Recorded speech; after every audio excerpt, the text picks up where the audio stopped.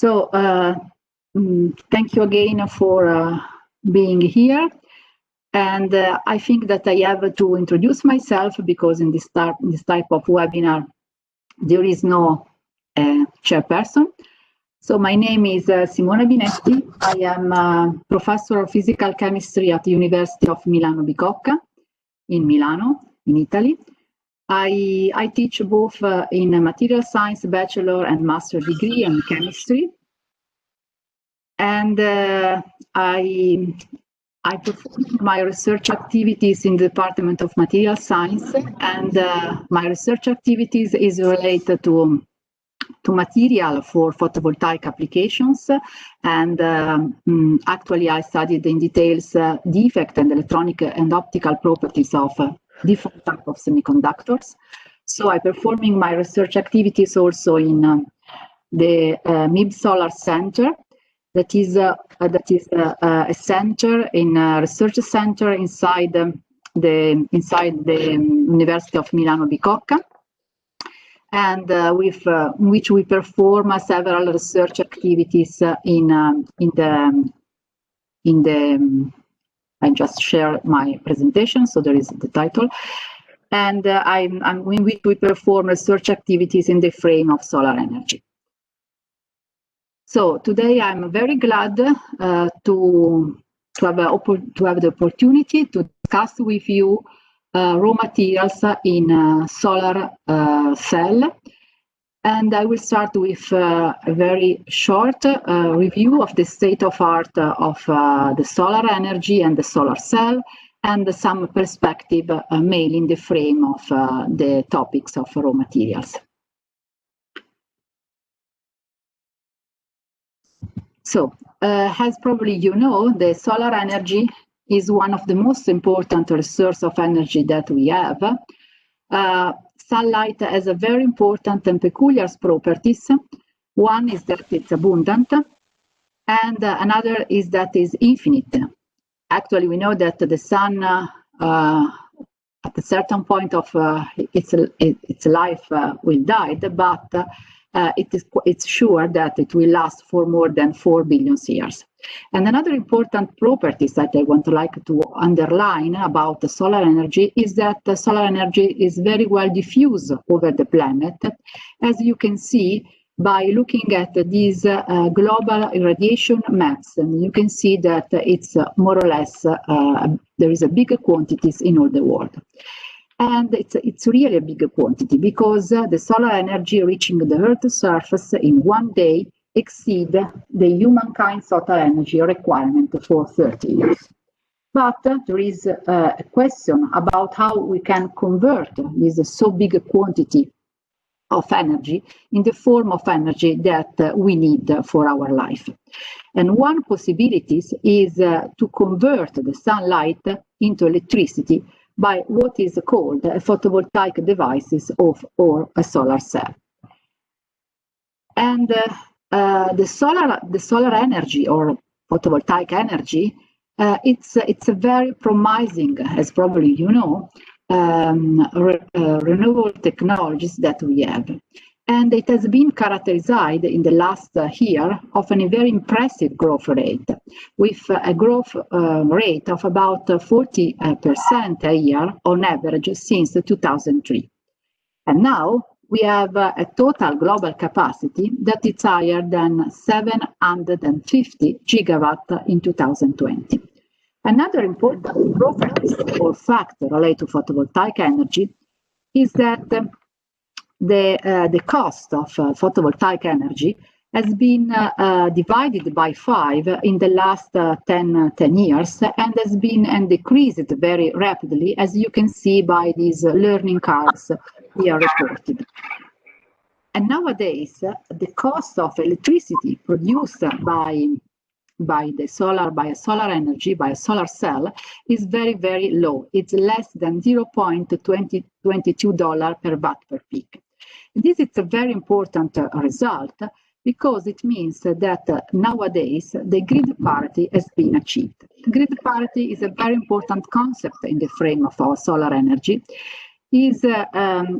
is the moment in which the cost of electricity produced by solar energy is equal to the cost of electricity produced by any other conventional fuel. And nowadays, the grid parity has been achieved. This is a very important concept to have in mind. And that also the forecasts for the future are very good, are very sunny, as we can say, because it has been estimated that the photovoltaic has the potential to meet 15% of the European electricity demand in 2030. And photovoltaic energy can give a very important contribution to the reduction of carbon dioxide emissions that we know that it's a very, very important target to be reached. And now we have seen the global energy production that is 750 gigawatt. I just make that is not so big quantity because it's just 1.5% of the current global electricity capacity. But according to the different scenarios, it will be possible in 2050 to have more than 100 terawatt of solar panels installed. And this will be a very, very important result, because if we will reach what is called the terawatt generation with more than 100 terawatt of solar panel installed in 2050, at that time the solar energy will meet 50% of the global energy demand. And it's a very, very important result because we will see that reaching this very important target, we would avoid the emission of up to 100 gigatons of carbon dioxide annually. And we know that this target, it's very, very important to be achieved if you want to face and to solve the big problem related to climate change that are related to the important emission of carbon dioxide in our atmosphere. So the expectation for photovoltaic energy are very, very high, because we need to reach this as we call terawatt generation of PV plants. And so it's a moment it's time to ask, to wonder if we have a reliable and low cost supply of raw material for the terawatt generation of the PV technology. But in order to answer to this question, that is the focus of our discussion today, I will start by another question. We can wonder which material and which technologies is responsible for this impressive photovoltaic development. So I reported before the important result that has been achieved. And the answer is very simple. Is just one material, that is silicon, and crystalline silicon solar cell technology. Because nowadays, about 95% of the commercial solar cells are based on silicon and on crystalline silicon solar cell. There are just a few other materials that we will see, that are copper, indium gallium diselenide, and cadmium telluride, that have a share of about 5%. And why? From physical properties point of view, the silicon is not the best material because it has not a very good absorption coefficient, so it cannot very efficiently absorb the light, and also the capability of converting the light in electricity is not very, very good in terms of energy band gap. But nowadays, the silicon is the best material, or become the best material. Because if you have a look at all the quality of the silicon solar cell and advantages, we will see that the silicon up to now has no competitors. It's the solar cell and the electricity produced by a silicon solar cell is cheap. The cost is lower than $0.22 per watt per peak. We will see that, and we know that there is a strong availability of silicon, no toxicity related to the use of silicon, we will see that the silicon solar cell has a very high efficiencies in converting sun into electricity. It's a long lifetime. It's completely sustainable process. Also because we will see today that there is also a recycling process that has been established for the end-of-life silicon-based modules. So during my presentation, I will try to describe very briefly why the silicon has this advantage, the property of silicon solar cell, and we will try to check if there is some other issues related to the raw material in the silicon solar cell. And then we will move very briefly to other material that can help silicon solar cell in reaching the terawatt era generation of photovoltaic plants. The availability. The availability, we know that the silicon is the second most abundant element in the plate. But most of the Earth crust are made of silicon, but not silicon directly, but silica and miscellaneous silicates associated with other elements like aluminum and magnesium. We know also that there is no toxicity issues related to the use of silicon. But we know that the silicon is not present in the crust as a silicon, but as a silica, as I told you before. And so in order to get the silicon for using this material for solar cell, we need a quite complex process of purification. And probably today, if you remember, in the Kahoot exercise, there was a question about the type of silicon that must be used in a silicon solar cell with an extreme grade of purity. So very briefly, how we can produce a silicon to get the silicon that can be used for solar cell. We start from silica, that is very abundant, and then we have to perform a reaction in order to, it's called reduction reaction, carbon reduction process. And we starting with silica, and then we have at the end the silicon and some volatile compounds like silicon dioxide and carbon oxide. And this process, of course, at high temperature, and it's the process that we use also to produce the silicon for other purposes. Silicon is used in silicates, is used in steel, in other different industries. Then we need to purify the silicon because the silicon contains a lot of other elements, so it's not pure, and there is a quite complex process of purification. But at the end, we have a very high purity material with a purity that is higher than 11N. It means that we have more than 9 in the specification of purity. And then with these so high grade purities of silicon, we have to grow ingot that can be monocrystalline, that is used also for electronics purpose, and or multicrystalline silicon. You know that the silicon is used also for any electronic devices that we are using also today in our laptop or in our mobile phone.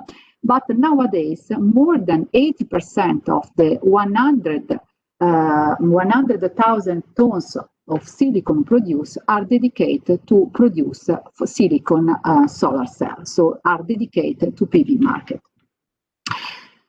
Then we have an ingot. Then we can cut this ingot in different wafers. Usually they are a square shape with a dimension of 10 per 10 square centimeters. And then we have to create a device on this type of wafers, and to have a device that is a semiconductor-based device, is a PN junction. And that is very, very simple. So that is necessary to convert light into electricity. And in order to get at the end the solar cell, we have several steps to be realized on the wafers. We have starting with a cleaning process. Then we have to increase the absorption of the light by a process that is called texturization. Then we have to create a region that contains a different type of dopant by a diffusion process at high temperature. Then we have to clean again the wafers. Then we have to put on the top another layer of a different material. So now we introduce another material that is still based on silicon, that is silicon nitride. and that is responsible of the blue color that probably you know is the color of any solar devices that we have in our house, in our city, on the lamp, for instance, or on the light. And then we have to put some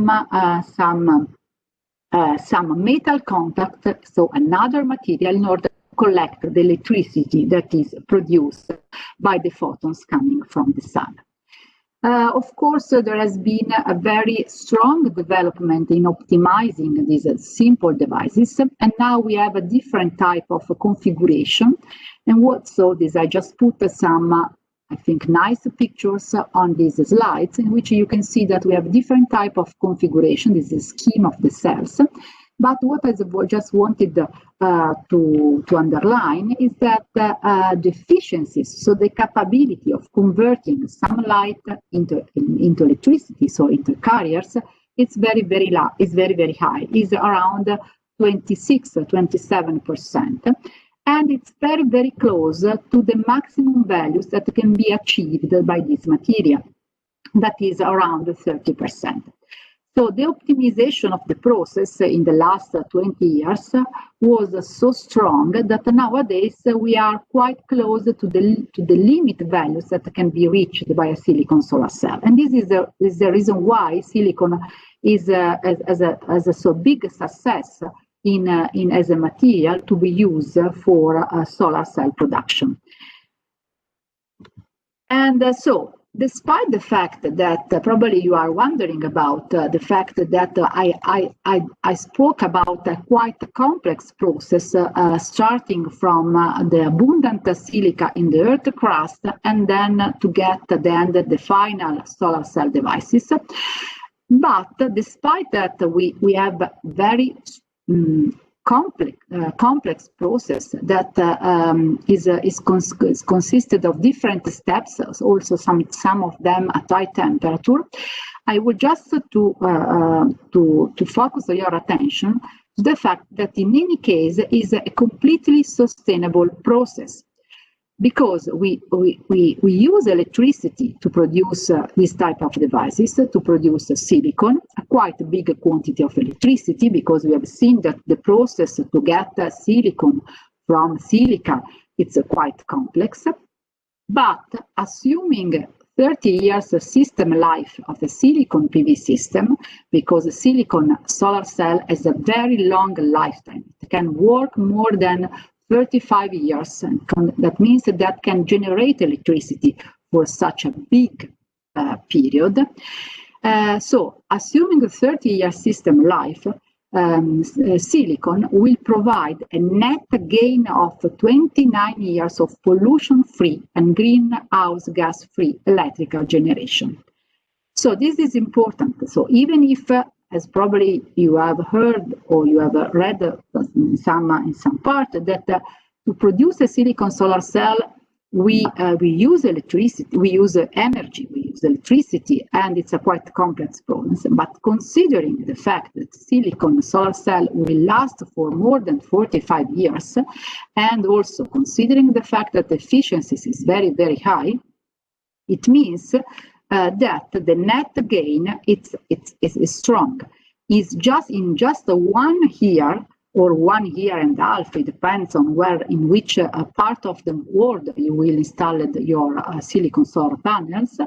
The silicon will give you back all the energy that has been used, not only to produce silicon, to produce solar cell, but also to install the silicon PV plants. And this is also that is called the energy payback time. That is another important concept in the solar energy world. One was the grid parity, and the other is the energy payback time. In the case of silicon, the energy payback time is about 1.5 years in average. But when I mentioned the process, I mentioned that we need to collect the electricity that is generated by silicon solar cell by a metallic contact. We know that in order to collect electricity, we need metallic. And at the moment, the metallic contact in the silicon solar cell are made by silver fingers. And the average solar panel contains about between 15 and 20 grams of silver, that it's about 130 milligrams for a single cell. And the silver, there is a silver metal, because if you check the abundance of silver in comparison with oxygen and silicon, it's very low, the abundance in crust, very low in comparison with silicon and oxygen. And today, the production of solar panels is estimated to use about 20% of the global yearly industrial silver consumption. And there is another problem in using silver for silicon solar cell, is that silver is used for many other purposes, but in the family of PV technologies is used also to produce lens and mirrors that probably you know are used in another type of photovoltaic technologies, that is concentrating photovoltaic technologies, in which in a big plant the solar energy is focused by these mirrors on a small high efficiency solar devices. And also in this case, the quantity of silicon is quite big.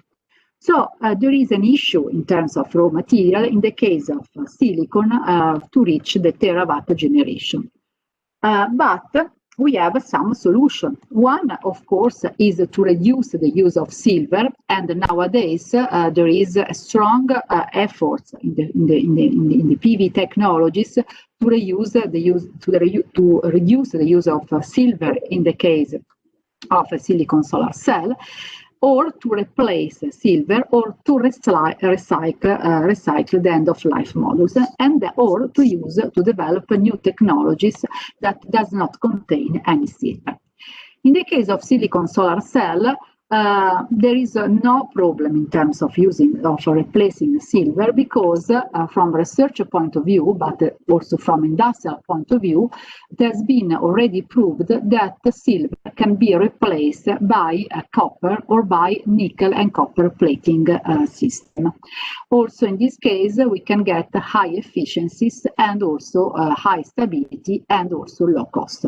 So it's possible to face the problem of silver in the case of silicon technologies by a silver replacement. But there is another possibility that is also related to another advantage of silicon solar cell, that is the recycling process. Probably it's not so common to know that in the case of silicon solar cell, it has been already established a recycling process of the end-of-life modules based on silicon before having this problem, because nowadays the quantity of end-of-life PV modules based on silicon are very small, because the PV modules based on silicon can last for more than 35 years. But it has been established that in 2050 we will have quite a big quantity of waste PV panels, so PV panel at the end of life.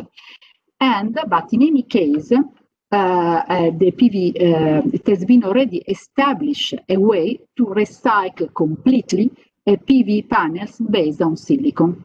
And recycling 1 ton of silicon PV modules saves about 1.2 tons of carbon dioxide emission. And it's not so complicated to recycle silicon end-of-life modules, because PV modules contain silicon, that is a solar cell, but contains a lot of other material that can be easily recycled, like there is an aluminum profile, there is a glass, there is silicone and silicates based like ethylvinyl acetate, that is a sort of glue that is inside the modules. So each of these material can be recycled. At the moment, the recycling rate is about 96%, but we are quite sure that in 2050, the recycling rate will be 100%. And if you are curious about details about the silicon recycling process, you can go in the YouTube, and also you put on the Google PV Cycle. That is an association that is an operating one that works on the capability of, that works on the possibility to recycle the end-of-life modules that's been already established. And also in the frame of our project, the Remote School, we have developed a toolkit, simple one, in order to describe and to explain in a simple way how we can recycle the end-of-life modules. And so there is this toolkit related to the recycling of silicon-based PV modules that you can have a look at it. It's very interesting in this topic. So very, very briefly, I have summarized the advantage of a silicon solar cell, the low cost, the availability, no toxicity, have very high efficiencies, but in production, not only research activities, long lifetime, sustainability, and recycling process. So it's clear that at the moment, silicon has no competitors, and also we have seen that face the problem of silver, and there is already a solution. There is no problem in using silicon from the point of view of the raw material. But behind the silicon, there are other materials that can be used for photovoltaic energy. We have just some materials that are in production. I mentioned amorphous silicon, cadmium telluride, and copper indium gallium dicyanide, but there are also some new materials that can help silicon to reach the terawatt generation of PV plant in 2050. In the website of the NERL, a very important research center in the USA, you can find these tables that is very useful if you want to have a look to the best research cell efficiencies, different type of solar cells that are under development or in production, and also with the evolution of the efficiencies in the last 50 years, more or less. And let's have a very quick look to the other materials, in order to check if there are some issues related to the future of this material in terms of sustainability and raw materials. And now, so we have moved to the family that is called Inorganic Thin technologies, that at the moment has a very small market, that is less than 60%, but has some advantage in comparison with silicon, that is just a few micrometers of material can be used to produce this type of solar cell, and also they have a shorter energy payback time. We have seen that the silicon is between 1 and 1.5, and in the case of this material, the energy payback time is less than 6 months. And also the other advantage, and very interesting for the future, is that they can be deposited on different types of substrate, and so you can have some possibility in transforming what is called the building photovoltaic integration of the product photovoltaic integration, that maybe in the future will have a much more important role than today. And in the frame, in this family, we have two materials. One is amorphous silicon, that there is no problem in terms of availability because it's based on silicon. But the problem of amorphous silicon is that its efficiencies is very, very low. So it's not a good choice, amorphous silicon, for our target. Remember that our target is to reach more than 100 terawatt of PV plants to be installed in 2050 in order to have a strong contribution to energy production and to reduction of carbon dioxide for the future. So amorphous is not convenient because the efficiency is very low. There is another material, cadmium telluride, that is quite good in terms of efficiencies, but has a very strong constraint in terms and disadvantage and drawbacks in terms of elements, because are based on cadmium and tellurium that are very they are very, there is a problem of scarcity related to this material, and also toxicity related to the use of cadmium.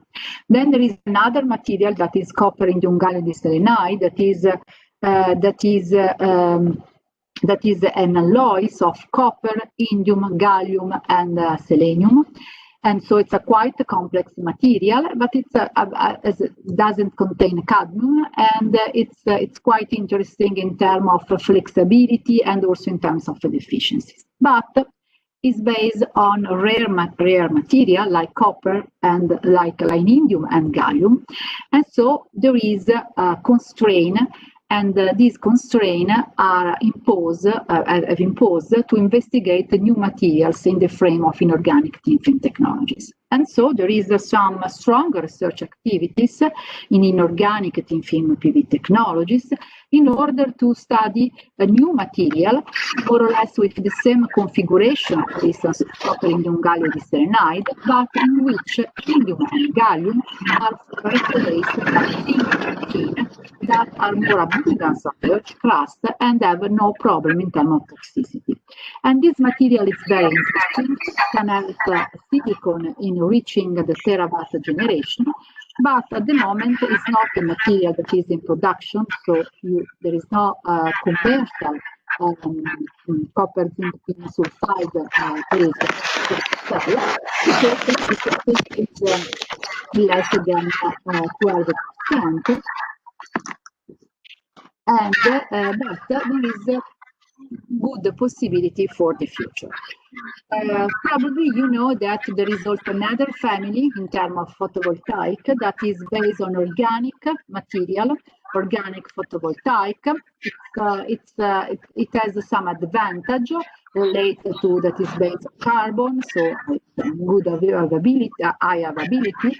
Is a low production cost, can be used in a flexible substrate, but the performance, despite a very big number of years of research activities, are very, very low.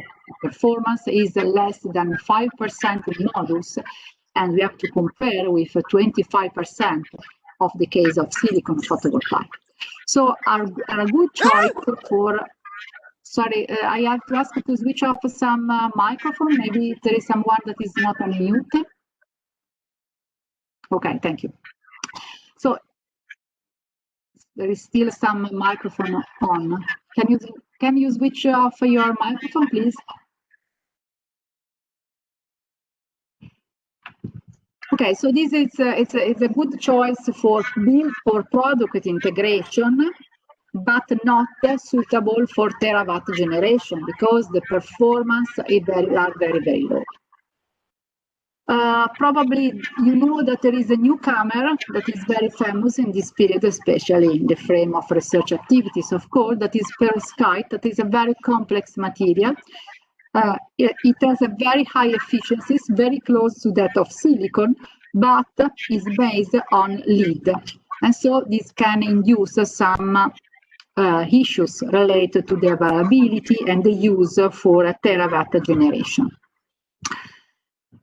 In order to increase the efficiencies, we have seen that the silicon is very close to the maximum values that can be achieved.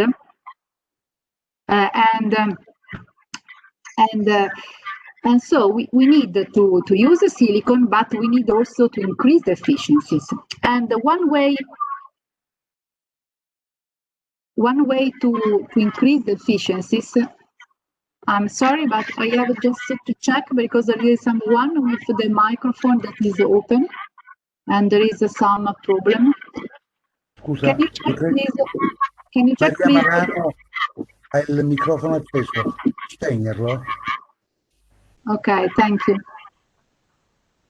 Okay, thank you very much. No, it is still open. It is Maria Marano. Okay. Okay.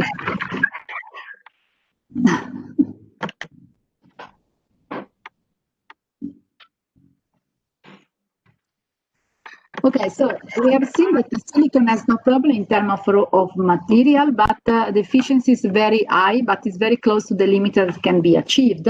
So we need to find a way to increase further the efficiencies if you want to reach the terawatt generation. And one way is to change completely the type of devices and try to reach the thermodynamic limit that is much higher, is about 93%, but it's just an ideal value, so of course. And the idea is to use the type of concept that is not that is today used in space application and also in concentrating photovoltaic, that is to use not just one material, but use more than one material and to put one over the other in order to have a better harvesting of the solar spectrum. And one way to increase the efficiencies that is a research topic that is nowadays very popular, is just to use both perovskite and silicon. Perovskite is a new material that is based on lead, so there is some issues about that, but has a very high efficiencies, and so it's possible to make a combination of perovskite and silicon and to increase further the efficiencies up to 40–45%. But in my opinion, and not only in my opinion, considering that perovskite is not stable and has not the same lifetime of silicon, and it is based on lead, doesn't make many sense.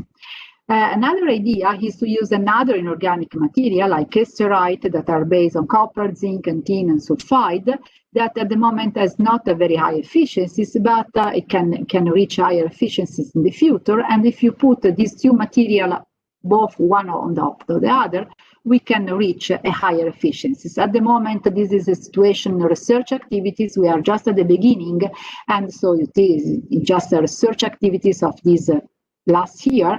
You can see that the efficiencies is not so high, but in principle, you can get efficiencies higher than 40%.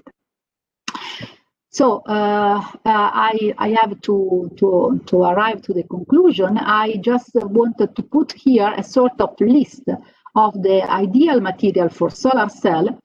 One is that something are technical issues. The energy band gap that should be between 1.1 1.7 eV, because you have to harvest the solar spectrum to absorb the light, so the material must have an high absorption coefficient. But there are some other important issues to be considering, that the availability, no toxicity, and also a growth process with high throughput and low carbon footprint, low energy payback time, and high stability. Of course, the ideal solar cell must have a low cost, high efficiencies, high lifetime, high stability. They should be suitable, possible for product or building integration, and last but not least, with a cost-effective recycling solutions. And if you want, I would just to give you some final messages after this webinar. We have seen that the solar power, it's the photovoltaic energy, it's very promising. The only limitation is our ability to turn it into electricity in an efficient and cost-effective way, but up to now with silicon we reached this target. The installed panels need to reach 100 terawatt by 2050 to reduce carbon dioxide emission by 25% from the nowadays level, the 2020 level, and still silicon could reach 100 terawatt if we can substitute the silver. But we have seen that there is a solution based on copper and copper tin alloys. There are some concepts developed in laboratories that can have a potentiality. For instance, a tandem solar cell with earth-abundant top cell. And in any case, this is the situation nowadays, but it's important to have to support the development of a broad portfolio of options and material.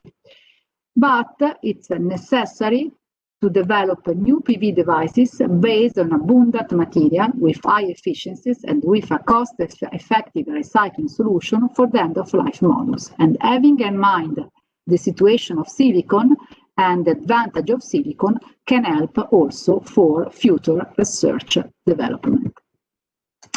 Thank you very much for your attention. Thank you.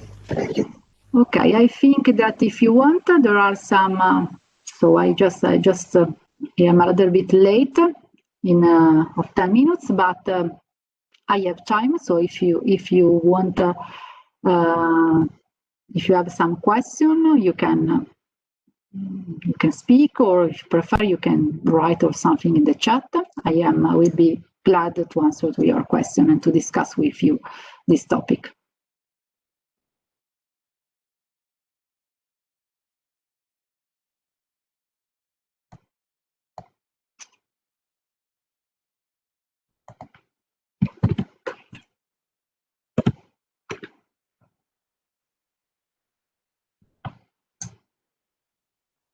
So I don't know if it was sufficient, was clear, or was it too difficult and too. No question, no comment. I would have a comment. I Yes, really like all your stuff that you presented. It's totally comprehensive, very straightforward, easy to follow. I would just have one question really that bothers me. Like you said, there's areas, of course, in the world where we have more sunlight, where we can get more out of the solar panels from the sunlight. What are we going to do with the electricity there, or how do we get it over to the places where we need it? Like getting it, for example, to Finland if we want to use it for heating or something, or to Central Europe where we don't have as much solar power available. Okay, but now probably yes, of course, it's a matter of the radiation. So of course there are some regions in the world that have much more sun than other. But in any case, probably you know that also in the north of Italy or in Germany, there is a lot of PV plants that can give a significant apport to the energy source in terms of electricity. Of course, we cannot. We have to. Honestly speaking, solar cell will not solve our problem of energy in the future, because we need a different type of energy sources. We need electricity, but we need also fuel. So we need also fuel for transport. And so the best solution is to have a big portfolio of renewable energies and to use as much as possible all the sources that we have. So if you have a lot of sun, it's better to further development PV plant, to install them. Or if you have some other source of energy like wind or like ocean or some other source of energy, you have of course to use the other type. A different portfolio is the best solution for the future in terms of energy. Choosing energy, of course, renewable energy, and most of the renewable energy are coming from the sun, even if they are related to other sources of energy like wind or so on, or also marée, and I don't know in English. Okay. But here you have to be careful, because even oil and gas are also related to the sun, so you have to be careful with saying it like that. Yes, but they're not renewable, so there are. Yes. And also the other problem is just, yes, you are right, they're coming from the sun, but when you use this type of source of energy, you produce a lot of carbon dioxide. In the case of solar panels, they don't emit any carbon dioxide during operation time. This is a big difference. So we have to face two problems. One is to have enough energy for the future population in 2050, and also very well distributed in the world. And the other is not to increase further carbon dioxide emission in the atmosphere and try to reduce it as much as possible. And we know that the energy is the consumption of energy is the most important, is responsible of 50% of the carbon dioxide emission in the atmosphere. transport, our way of life, and so on. But the energy it's one of the biggest responsible of carbon dioxide emissions. Yeah, absolutely. Yeah, thank you.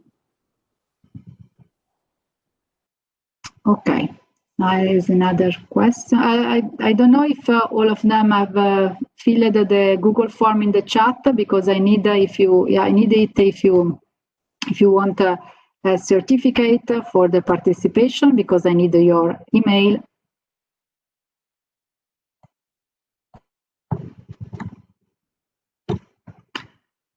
Okay, if there is no any question, I think that we can stop the registration now. And I hope to have the opportunity the next year to invite you in my department and to visit our research activities and our research laboratories, and to speak again with you about my favorite topic, that are photovoltaic energy. So thank you very much for your participation, and goodbye.